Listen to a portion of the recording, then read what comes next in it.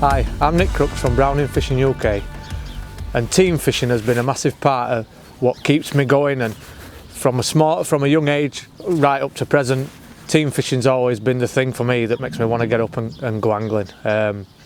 Started off probably at the age of 14 at Barnsley Juniors, and same fishing team events as junior nationals and things like that, and when everyone's sort of throwing that information into the pot, and together you can sort of build a plan to come and attack venues like this and sort of get the results and win together. There's no better feeling than winning together. So like I said, from the age of probably 14 at Barnsley Juniors, and then progressed through, and I fished with Browning Ossett for a few years, and we did really well on the natural venues like this, and then thankfully got a call to Barnsley, and well, it's an honour to fish for them with so many great anglers, but you've also got to put the time and the effort in, and it's nice to get here today to put a bit of time in and hopefully deliver the goods and win us a trophy. So you join me on the Old Neen at March, where there'll be 3 sections in the up and coming Angling Times Winter League, and all the fish migrate into it. It's an awesome venue with loads of bites to be had, but there's certain ways to attack it, and because the final is later on in the year, the fish have been fished for a long time, so they get a little bit wiser and tend to start shorter and back off. But I'll run you through a few tips and tricks how to hopefully keep fish coming for 5 hours and amass a weight of small fish to get you good points. So this venue is about amassing a weight with small fish, and my approach is today would be ground bait and pinkies and ground bait and squats.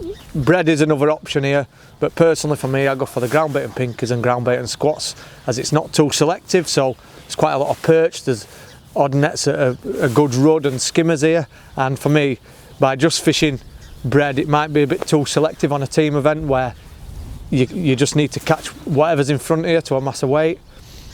So as I approach it, I'm going to feed my bait at the start and hopefully start on the more positive rig and catch till I struggle for bites, and then I'll lighten down on my rigs and topping up and keep the fish coming on lighter rigs, and then as the fish decide to back away, I've set my traps for that shallower water across, and then we'll go on lighter rigs, feeding squats, and keep the fish coming for 5 hours.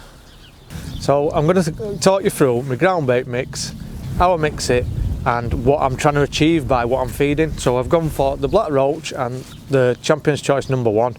The black roach is a dark mix with very little feed, which breaks up quite quickly, and the number 1 has a lot of breadcrumb in it, a little bit of binder, and that'll be a carrier to hold it all together with plenty of baiting and get it to the bottom. I mixed this last night, so it's quite inert, so I don't want loads of little particles coming off and the fish coming off the bottom, as they're harder to catch.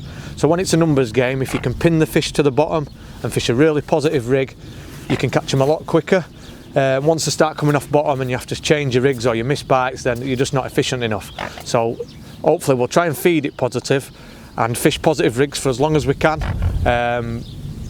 Hopefully if that goes to plan, we'll stay on the positive rigs, but my theory today, I think the fish will, because they've been fished for a lot at this venue recently, they'll start to wise up, so I'll have to go on lighter positive rigs if I can, and if not then maybe strung out rigs, but we'll start down the middle, feeding as ground bait and pinkies, 3 balls, and then we're going to feed 2 balls with plenty of squats in across, and I think the fish will settle in the deepest water because it's quite clear, and as they get caught during the session, they'll get a bit wary and back off, and I've given hopefully somewhere for them to settle where I can catch them.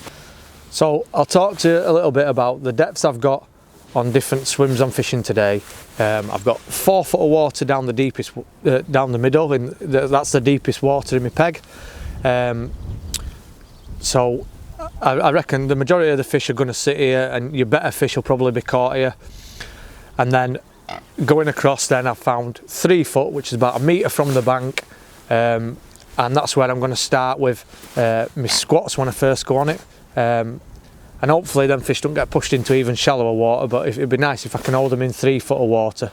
So the rigs for the 4-foot is a 0.6 and a 0.4, which have got bulk and 2 droppers, which is nice and positive. A short 4-inch hook length with a Sphere Classic 18 on, and 07 mainline, 07 hook length to an 012 mainline, and then across I've got 0.1 and 0.2 SF1 floats, which are tapered with 11s and 12s, and I'm going to hold on to that rig when I'm feeding my squats and hopefully catch them just as the rig's setting. And I've gone for 5 elastics down the middle solid and a 3 solid across, so I can ship them a bit quicker in the shallow water and I don't want them splashing on top.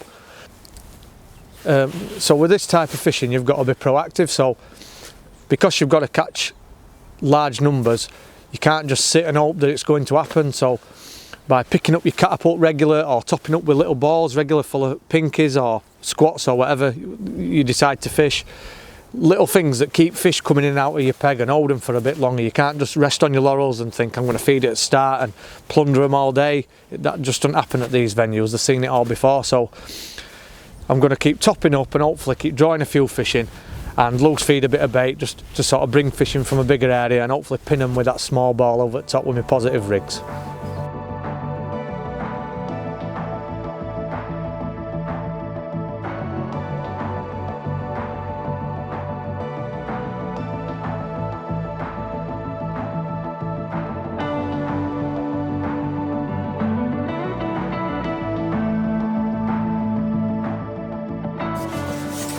So I've been fishing now for probably 30 minutes and it's just gone a little bit funny. So the fish are starting to come off the bottom, like there's not much bait left, and I don't want to start loose feeding straight away as I don't want to bring all the fish off the bottom. So what I'm going to do is I'm just going to cup another ball packed with pinkies right over the top and hopefully bring them fish back on the bottom.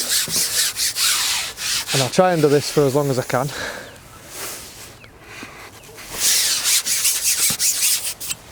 Until I feel like I've got to start loose feeding. But hopefully then I'll go straight back over it and maybe just past my feed while that ball settles and keep a few fish coming. Just a single pinky on the hook.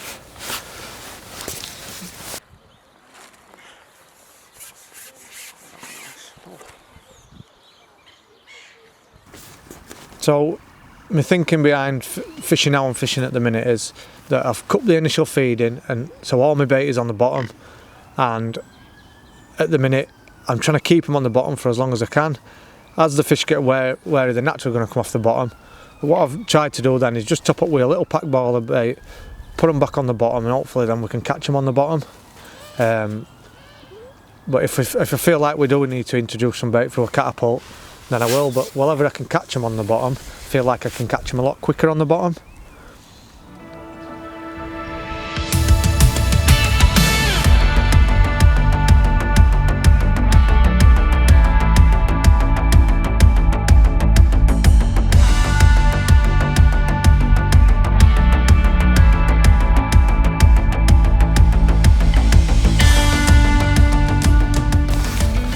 So we've had a really good start to this session and we've caught a lot of fish in the deepest water, and after topping up and introducing feed through a catapult later in the match, the fish have just started to back off. So I've been feeding along a line with some squats through a catapult where I initially cut some ground bait in.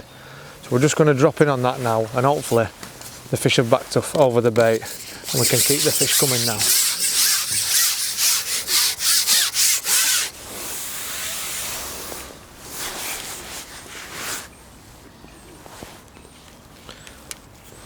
Started on the more positive 0.2 rig, and hopefully we get a few bites and we're in straight away.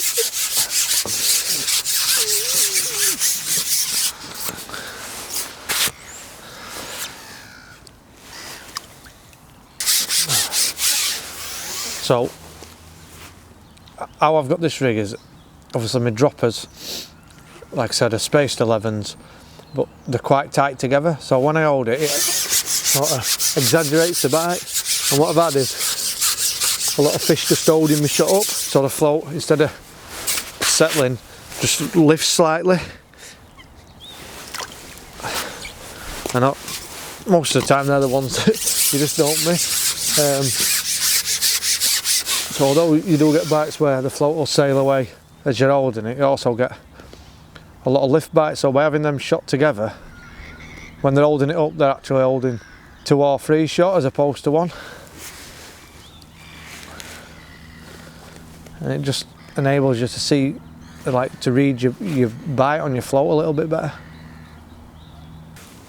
So although this long line's been productive in terms of numbers, as you can see we've caught on every chuck across, but most of them are tiny, so you don't really want to end up a busy full. So what I'm trying to do is, as you can see now, we're getting later in session, there's some fish topping down middle again. So although this has been good for keeping things ticking over, I'm always looking to try and get back on that shorter line to catch the bigger fish, to get a bigger weight. So when your fish are small, although you're catching a few, sometimes you're just not catching enough. So I've tried a few different things. So I've tried topping up with balls laced with squats and trying to catch them on the bottom, but still seems to be the same stamp. Like, the better fish want to sit in that deeper water, but just lose a bit of confidence from time to time. So I'm going to catch a few more on this, and then I'm going to try dropping back in on the shorter line, and hopefully they've settled again after I topped it up, and we can catch some bigger fish and put a really good run of fish together at end.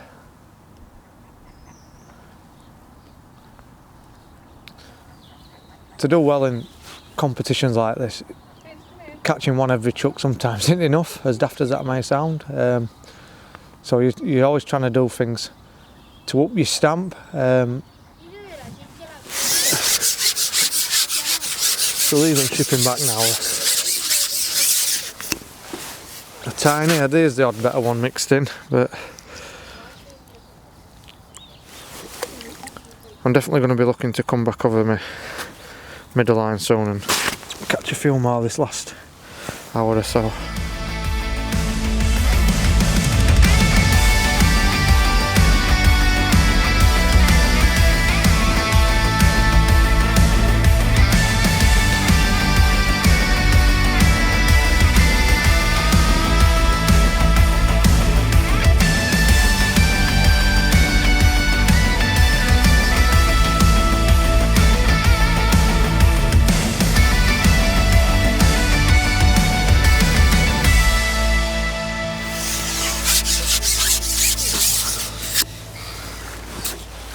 So you can see I've come back on the shorter line, and straight away there's a few fish to be caught. So it's brilliant now, but they're definitely 2 or 3 times the stamp on that than on that longer line. So I'm not having to ship like mad for not such a big weight. I've just started introducing a little bit of loose feed and fishing the lighter rig. And it's brought me a run of bites from fish of a bigger stamp now. It's been a strange day really, definitely not how I thought it'd pan out, but I suppose that's why we come and practice. So folks, I hope you've enjoyed my little session here at March, and it's been a bit of an eye-opener for me with not being able to just line loads of fish up, as you see, little topping up with little balls of ground bait and moving on to other lines and then coming back, or picking up a lighter rig's just got me run of bites when you think there's not a lot of fish there. But by being busy, I've managed to string a nice net of fish together. So hopefully by watching these tips and tricks that you can do the same.